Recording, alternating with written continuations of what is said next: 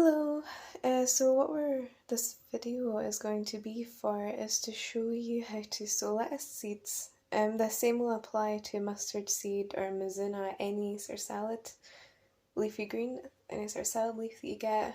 Like if you go into Thompson & Morgan or something and you will get a salad mix. So I'll show you how to do this. First, this is part of the windowsill gardening thing that we're doing. So I can show you a comparison for lettuce leaves, because lettuce leaves do better in an area with more surface area, like this. Now they both require the same amount of compost, this compared to that.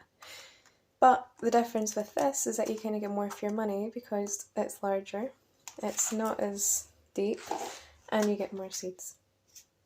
If you're wondering what this is just something I repurposed from the house, which is if you go to the shop and you buy berries and you usually get them in this kind of thing. As a bonus, it's already got holes in the bottom, so that saves me doing that. As they start to grow though, I would recommend putting paper or something along the edges or coloured tape, like masking tape, because the roots don't really like the light and it will impede growth. So there's a bit of DIY in here as well to make it more fun, but you can just go to the shop or something and buy something like this. I'll show you how to sow the lettuce seeds. This is Lolo Rosa. Here's just So Lolo Rosa is a loose leaf salad, lettuce salad. So you just scatter them over the top quite thinly, like this. Can see them all along there, and you just leave it. That's what you need to do. You don't cover them up at all. They need the light to germinate properly. I should have also said that I watered this to begin with, just with the tap on the kitchen. I just wetted the top and stuff quite well and let it drain through until it was quite heavy to hold.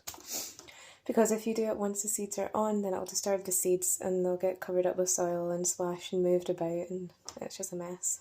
So if you do that first, and then we'll cover it with, you can use a bag or whatever you have handy as long as it's see-through and it doesn't suffocate the roots. So I'm just going to use cling foam here.